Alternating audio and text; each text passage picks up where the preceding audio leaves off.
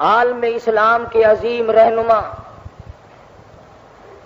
تبلیغی جماعت کی پوری دنیا کے امیر، علم حدیث کی بے انتہا خدمت کرنے والے حضرت مولانا محمد زکریا صاحب رحمۃ اللہ علیہ مدینہ پاک میں انتقال فرما گئے۔ 15 سال سے وہیں ڈیرا لگا رکھا تھا کہ یار کے شہر میں دفن ہو جاؤں۔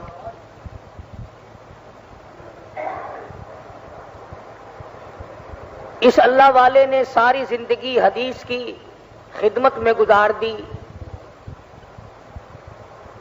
مدنی کریم صلی اللہ علیہ وسلم کی حدیث پاک کی شرح لکھی، ترجمے لکھے، بے شمار کتابیں ہیں، فضائل کی کتابیں لکھی، یہ فضائل ذکر، فضائل نماز، فضائل صدقات، فضائل حج، فضائل قرآن کریم، فضائل نماز، یہ تمام کے تمام کتابیں حضرت شیخ الحدیث رحمۃ اللہ علیہ کی ہیں۔ 14 زبانوں میں یہ فضائل کی کتابیں لکھی جا چکی، دنیا کی 14 زبانوں میں، اور 24 گھنٹے میں کوئی وقت ایسا نہیں کہ جس وقت میں ان کتابوں کو کوئی نہ کوئی کہیں نہ کہیں پڑھ نہ رہا۔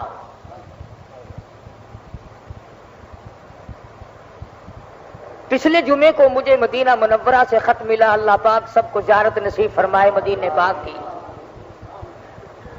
جس میں شیخ الحدیث کا سلام لکھا ہوا آیا تھا، لکھا تھا بیمار ہے۔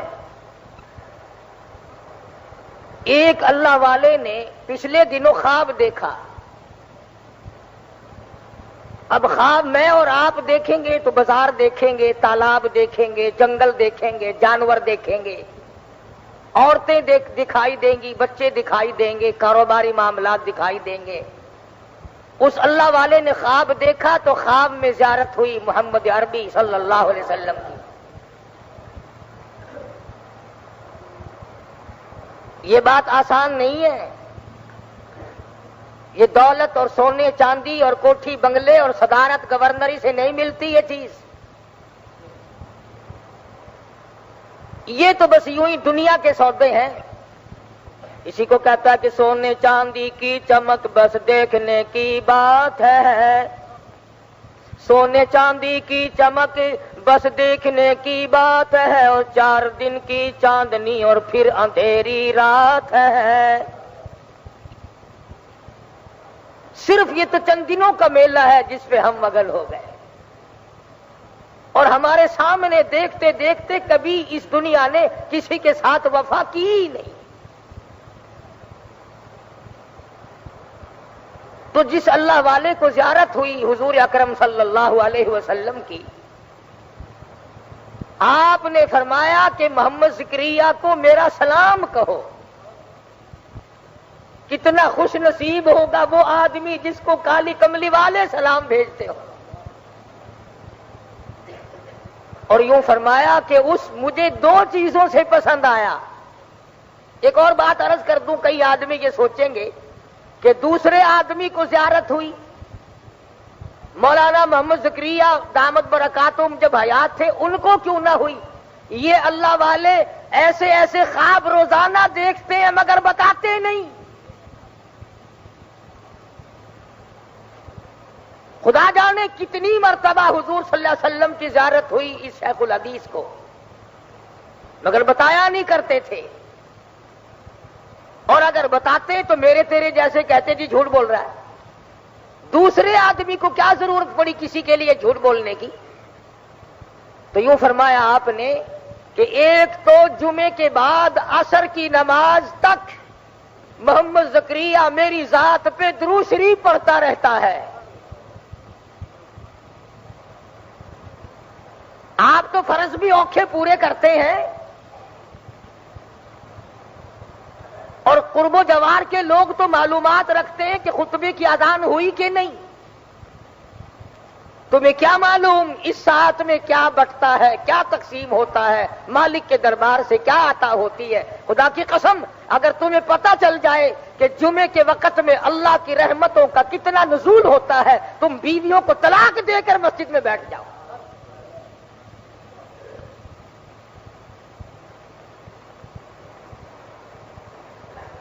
آپ صلی اللہ علیہ وسلم نے فرمایا کہ ایک تو محمد زکریا اس لیے مجھے پسند ہے کہ وہ جمعے کی نماز کے بعد عصر کی نماز تک مجھ پر درود پڑھتا ہے، اور دوسری بات یہ کہ فضائل درود شریف لکھ کر کتاب لکھی ہے صلی اللہ علیہ نے درود شریف کی فضیلت میں،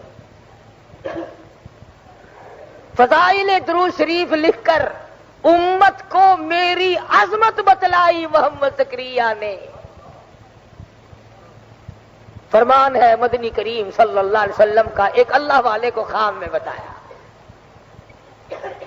یہ باتیں سب کو نہیں ملا کرتی، جن کو تم گستاخ کہتے ہو، جن کو بے ادب کہتے ہو، ان کا ایک بہت بڑا پیر، بہت بڑا درویش، بہت بڑا عالم، شیخ العربی والعجم حضرت مولانا سید حسین احمد صاحب مدنی رحمت اللہ علیہ جب گنبد خضرا پہ حاضر ہوئے اور مدینے پاک میں پہنچے اور جا کر اشتیاق کے ساتھ اور روتے ہوئے سوز و گداز کے ساتھ جب السلام علیکم یا رسول اللہ کہا، مدینے کے لاکھوں آدمی گواہ ہیں کہ آپ کے مزار سے آواز آئی وعلیکم السلام یا ولدی، اور میرے بیٹے وعلیکم السلام ہو تجھے۔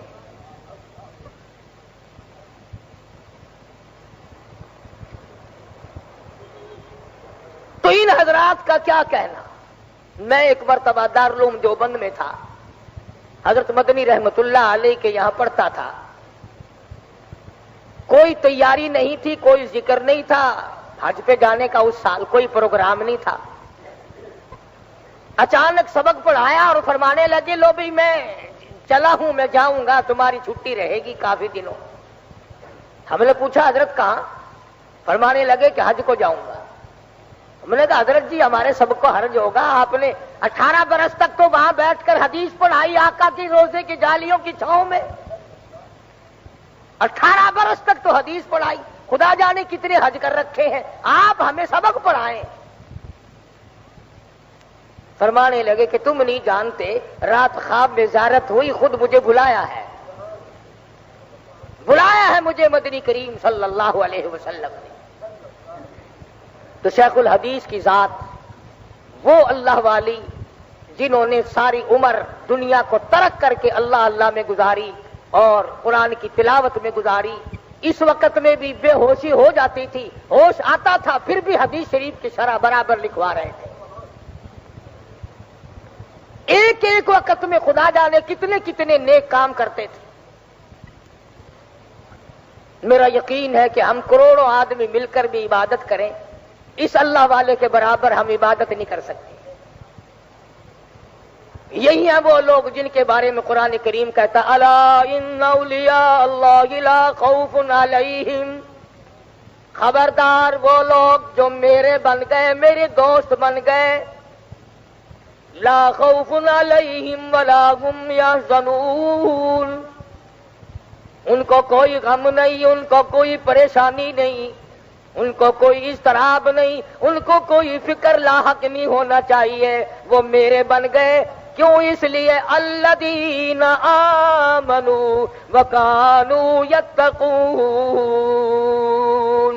اللہ پاک فرماتے ہیں میری ولی کی پہچان یہ ہے اس کا ایمان اتنا مضبوط ہو، اس کا یقین اتنا مضبوط ہو، اس کے اندر ایمان اتنا راسخ کر گیا ہو، پہاڑ اپنی جگہ سے ٹل جائے، اللہ والے کے ایمان میں رتی کے برابر فرق نہیں آیا کرتا۔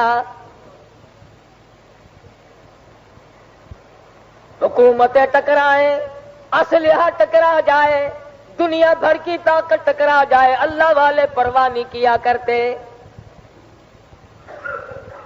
مولانا محمد زکریا رحمت اللہ علیہ وہ اللہ والے بزرگ تھے جنہوں نے ساری عمر بیٹھ کر قال قال رسول اللہ صلی اللہ علیہ وسلم حدیث شریف پڑھائی، اسی کو لکھوایا، اسی کی شرح کی، ریاض الجنہ میں بیٹھ کر عبادت کیا کرتے تھے، مدنی کریم صلی اللہ علیہ وسلم کے روضہ اقدس پہ بیٹھ کر عبادت کیا کرتے تھے، اور ساری عمر دعا مانگا کرتے تھے الہی مدینے کا دفن مل جائے۔ تمام اخباروں نے لکھا ہے حضرت شیخ الحدیث رحمت اللہ علیہ کو جنت البقیع میں جہاں 10,000 مدنی کریم صلی اللہ علیہ وسلم کے جرنیل دفن ہے، جہاں طلحہ زبیر جیسے جلیل القدر صحابی دفن ہے، جہاں مائی حلیمہ رضی اللہ تعالی دفن ہے، جہاں عثمان ذی النورین موجود ہے، جہاں نبی کی 6 پھوپھیاں موجود ہوں، جہاں نبی کی 4 بیٹیاں موجود ہوں، جہاں نبی کی 9 گھر والیاں موجود ہوں، جہاں سرکار دو عالم صلی اللہ علیہ وسلم کا سارا خاندان موجود ہو، رب ذوالجلال کی قسم وہاں دفن ہو جانا، جنت الفردوس میں داخل ہو جانا ہے۔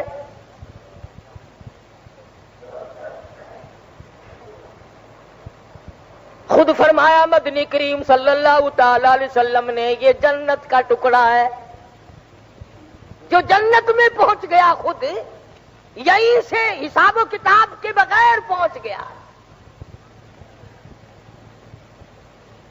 کتنے اللہ والے پہلے وہاں پر سو گئے، مولانا خلیل احمد سہارنپوری رحمت اللہ علیہ، مولانا مظفر حسین کاندھلی رحمت اللہ علیہ، مولانا بدر عالم میرٹھی رحمت اللہ علیہ، شیخ الحدیث صاحب رحمت اللہ علیہ، کتنے بڑے بڑے جلیل القدر اولیاء کرام، علامہ شیخ الحدیث، شیخ التفسیر اللہ والے حضور کی پڑوس میں سو گئے۔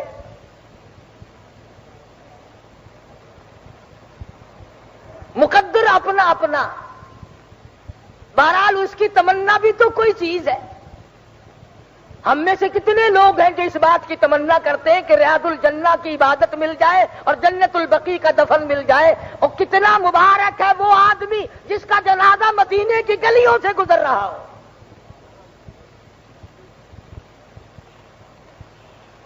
مدینے کی گلیوں سے جنازہ گزرے، گنبد خضرا کے سامنے رکھ کر جنازہ پڑھایا جائے، یہ چیزیں یوں ہی آسانی سے نہیں مل جاتی، یہ تو بڑی جدوجہد کے بعد ملتی ہے۔ صحابہ کرام نے تمنائیں کی، آرزویں کی، حسرتیں کی، سارے اللہ والے اسی تمنا کو لیے دنیا میں پھرتے رہے، یہی آرزویں کی، اور جہاں تک ممکن ہو سکا اس پر عمل کر کے دکھلایا۔ بے شمار اللہ والے، امام مالک رحمت اللہ علیہ نے ایک مرتبہ حج کیا اپنی عمر میں، اس کے بعد مدینے سے نکل کر حج کو بھی نہیں آئے کہ ایسا نہ ہو راستے میں کہیں انتقال ہو جائے اور جنت البقیع کے دفن سے میں رہ جاؤں۔ امام مالک رحمت اللہ علیہ نے جتنی عمر مدینہ پاک میں گزاری، 3 میل کے ایریے میں پیشاب کبھی نہیں کیا۔ مدینہ پاک شہر میں جوتے پہن کر کبھی نہیں چلے، ساری عمر امام مالک نے احترام میں گزار دی۔ اتنا ادب تھا ان حضرات میں، امام مالک رحمت اللہ علیہ حدیث شریف پڑھانے کے لیے بیٹھے، چمڑے کے موزے پہن کر آئے ہوں گے، موزے کے اندر بچھو بڑھ گیا، بچھو داخل ہو گیا، وٹواں پہاڑی علاقے کا بچھو امام مالک کو ڈک مارتا ہے پیر میں۔ سارے شاگرد دیکھنے والے سمجھ رہے ہیں کہ حضرت کو کوئی تکلیف ہو رہی ہے، سارا رنگ پیلا پڑ جاتا ہے۔ کچھ دیر کے بعد اس نے پھر ڈک مارا، اور کچھ دیر کے بعد اس نے پھر ڈک مارا۔ گھنٹہ 2 گھنٹہ تیسری جتنی دیر تک حدیث پاک پڑھانی تھی محمد عربی صلی اللہ علیہ وسلم کی، اس کے بعد موزہ اتارا، جب دیکھا تو بچھو نکلا اندر سے، تو سارے شاگرد کہنے لگے حضرت جی ہم بھی سوچ رہے تھے کہ کیا تکلیف ہو رہی ہے، رنگ پیلا پڑ پڑ کے جاتا ہے، تمام شکل بدل بدل کے جاتی ہے، یہ ڈک مار رہا تھا، آپ نے نکال کیوں نہیں دیا؟ فرمایا تم نہیں جانتے، میں اپنے آقا کی حدیث شریف پڑھا رہا تھا، یوں ڈر کے مارے نہیں نکالا، کبھی یہ نہ ہو کہ میری حدیث پڑھاتے ہوئے اور کام میں لگ گیا، بے ادبی نہ ہو جائے، حدیث شریف میری پڑھائے اور بچھوؤں کے پیچھے پڑ گیا۔ اصل تو ہمیں قرآن مجید کی تلاوت کی توفیق ہی نہیں، اور اگر کوئی پڑھتا بھی ہے، قرآن مجید کی تلاوت ہو رہی ہے، دماغ میں دکان گھوم رہی ہے، قرآن مجید کی تلاوت ہو رہی ہے، کاروبار دماغ میں گھوم رہا ہے، نماز کی نیت باندھے کھڑے ہیں اور خدا جانے کہاں پہنچ، کھڑے مسجد میں اور دماغ خدا جانے کہاں پہنچا ہوا ہے. یہی وجہ ہے کہ آج نہ تیری نماز میں روح ہے، نہ میری نماز میں خشوع ہے، نہ قرآن مجید کی وہ برکتیں ہیں، نہ وہ رحمتیں ہیں، نہ وہ سعادتیں ہیں. کیوں؟ اس لیے کہ اپنے اندر وہ بات ہم نے پیدا کی ہی نہیں جو اللہ والوں نے کی تھی. مولانا محمد قاسم صاحب نانوتوی رحمت اللہ علیہ مدینہ پاک شہر سے کئی میل ادھر کو ہے. گنبد خضرا کی روشنی نظر آ گئی، سواری سے نیچے اتر گئے، جوتا اتار کر بغل میں دبا لیا، پیدل چلنے لگے.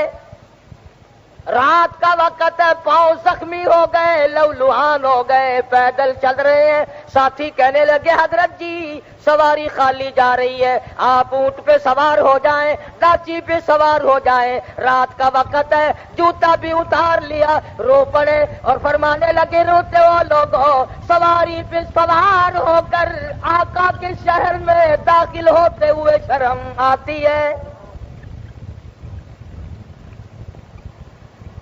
جوتی پہن کر شہنشاہ کائنات کے شہر میں داخل ہوں، مجھے حجاب آتا ہے، مجھے شرم آتی ہے. مولانا قاسم نانوتوی رحمت اللہ علیہ جتنے دنوں مدینے پاک میں رہے ایک دن بھی جوتا نہیں پہنا.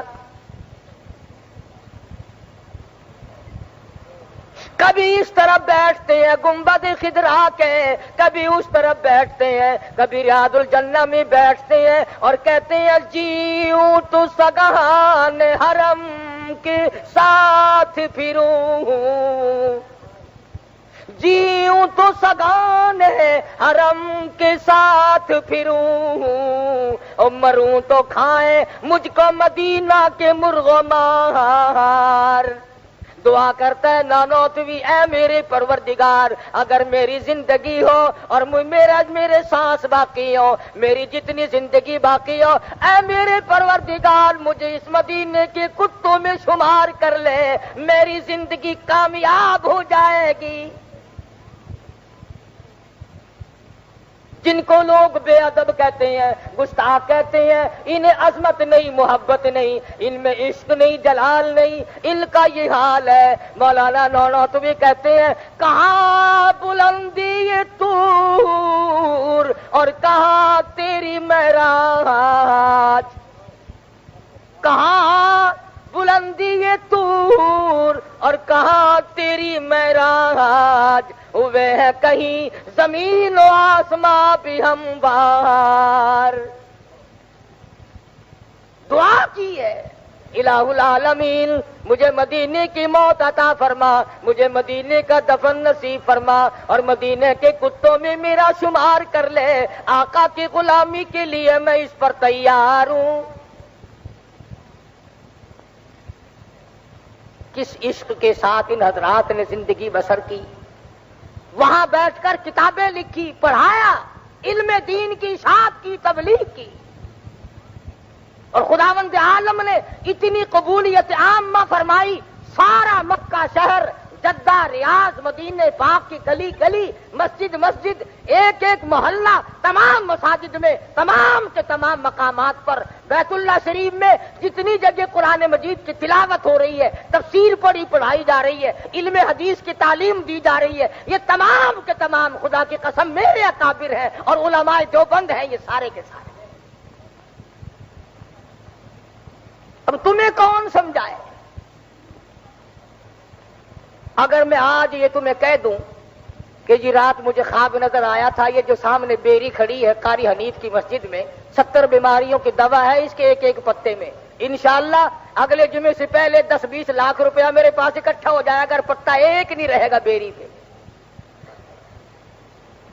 مدینے میں برکت نہیں مانتے، کالی کملی والے کے نام میں برکت نہیں مانتے، قرآن میں برکت نہیں مانتے. اگر میں جھوٹ مار دوں درخت کے پتوں پہ یقین ہے، کھجور کے پتوں پہ یقین ہے، قبر کی مٹی پہ یقین ہے، اور چشمے کے کنویں اور کے پانی پہ تجھے یقین ہے، اور خدا کے فرمان پر اور مصطفیٰ کریم کے فرمان پر یقین کوئی نہیں.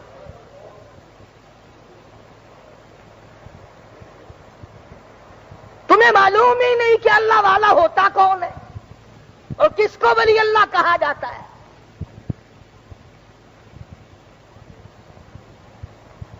اولیاء کرام تو وہ ہیں جو فرض تو درکنار رہا، سنت اور واجبات تو درکنار رہے، کبھی مستحب کو بھی ہاتھ سے نہیں جانے دیا۔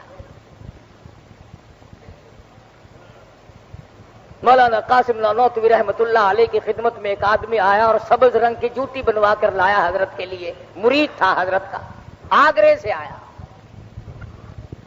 حضرت نے فرمایا کہا حضرت میں تو بڑی خوشی سے بنا کے لایا ہوں، بڑے شوق سے بنا کر لایا ہوں۔ فرمایا میں نہیں لیتا۔ کہا حضرت کیوں؟ فرمانے لگے تجھے معلوم ہونا چاہیے میں یہی رنگ گنبد خضرا کا دیکھ کے آیا، یہی رنگ میں نے دیکھا حضور کی روضے کی جالیوں کا ہے، حضور کے روضے کے پردے کا ہے، اور تجھے کیا معلوم میں اس رنگ کو اپنے پیروں کے نیچے دیکھنا گوارا کیسے کروں؟ میں کیسے دیکھ سکتا ہوں؟ مولانا اشرف علی تھانوی رحمت اللہ علیہ کی خدمت میں ایک آدمی کالے رنگ کی جوتی بنا کر کے لایا، حضرت کا مرید تھا، انکار کر دیا میں قبول نہیں کرتا۔ پوچھا کیوں؟ فرمانے لگے بیت اللہ کے غلاف کے رنگ کا بھی کالا اور میری جوتی کی رنگ کا بھی کالا، مجھے تو شرم آتی ہے۔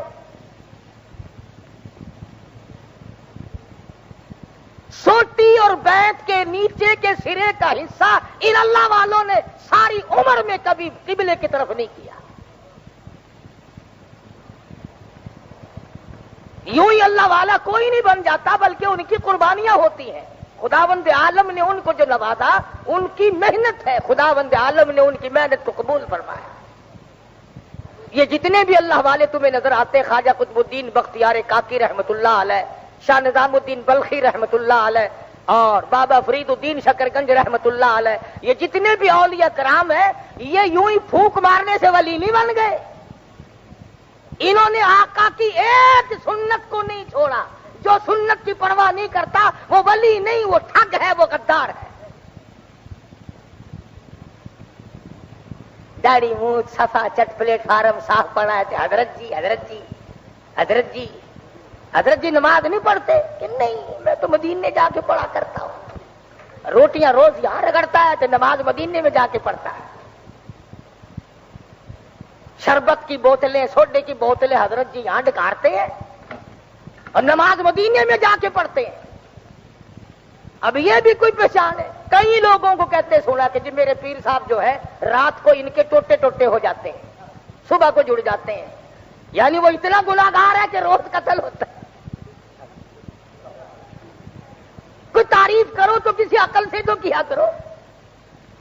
کبھی کہیں گے بابا فرید الدین شکرگنج رحمت اللہ علیہ 12 برس تک کنویں میں الٹے لٹکے رہے، اتنا بڑا گناہ کیا بابے نے کہ کنویں میں الٹا لٹکر، یہ کبھی نہیں کہنے کے۔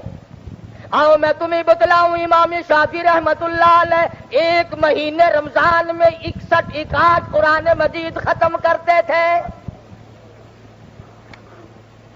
امام ابو حنیفہ رحمت اللہ علیہ 1 مہینے میں 60 کلام پاک ختم فرمایا کرتے تھے۔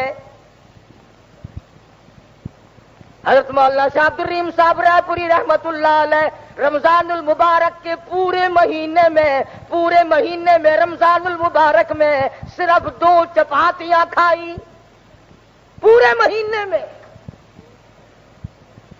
شاہ عبد القادر رحمت اللہ علیہ حضرت کے خلیفہ خاص نے پوچھا حضرت جی کئی دن ہو گئے ٹکڑا نہیں کھایا، کئی دن ہو گئے روزہ پانی سے افطار کرتے ہو، کچھ تو کھا پی لیا کرو۔ فرمانے لگے مولانا کیا بتاؤں، رات دن خدا کا قرآن پڑھتا ہوں، میرے منہ میں طرح طرح کے پھلوں کا مزہ آتا رہتا ہے۔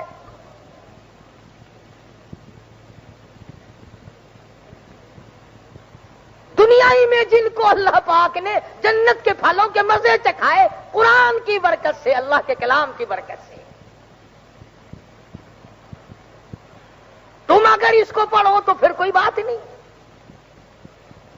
ڈاکٹروں سے تو یاری رکھتے ہو، اجی کچھ نہ کچھ تعلقات ہونے چاہیے، نہ جانے کس وقت ضرورت پڑ جائے گی۔ پرنسلی طور